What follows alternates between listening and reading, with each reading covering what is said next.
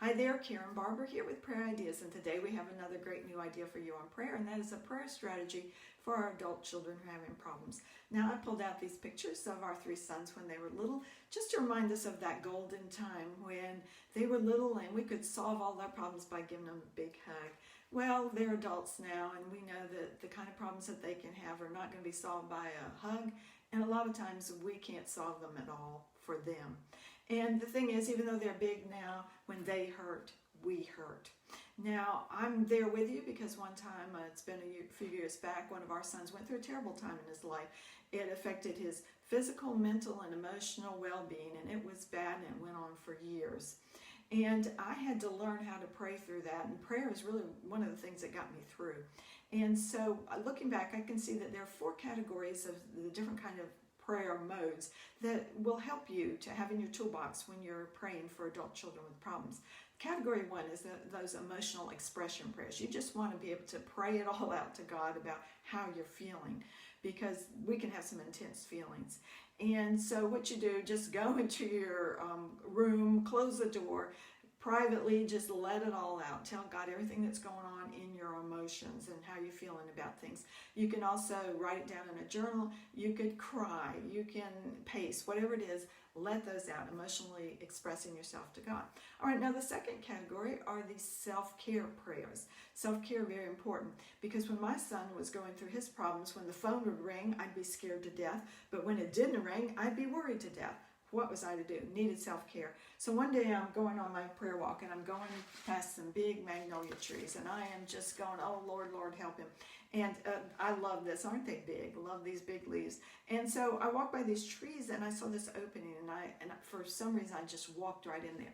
All of a sudden, I was like in a whole different place. I was looking up through the leaves, seeing the sunlight coming, streaming through, and there was this bird up above, and the bird was singing over me, and I felt good. I just had left those problems right outside this little shelter that I was in, my prayer hiding place.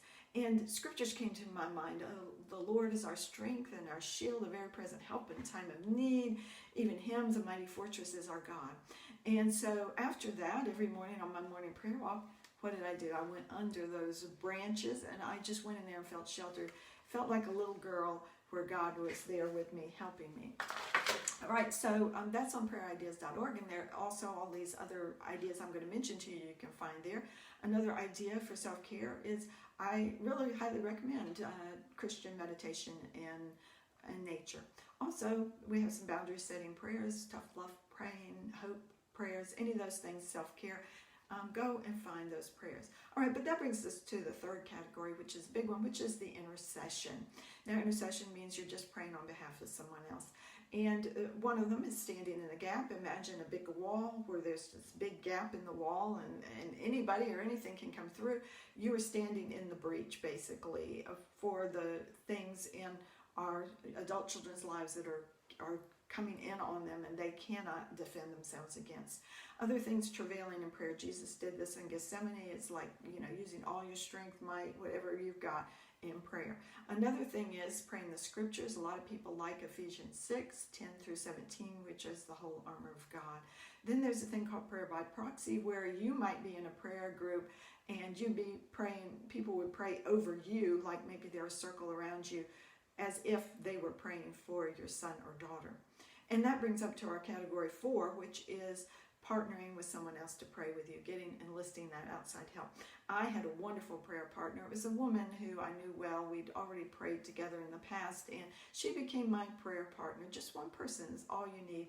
And the great thing about her, I knew that she would keep everything confidential. Confidentiality is big when we're dealing with adult children because we don't want to embarrass them. And so I recommend that when you're sharing a prayer request, maybe in a group, that you just give the headlines or give the part that's already publicly known, like they're going through a divorce, and then people will know how to pray about that. You can also go in to see your pastor and pray with him or her. You can also find group support.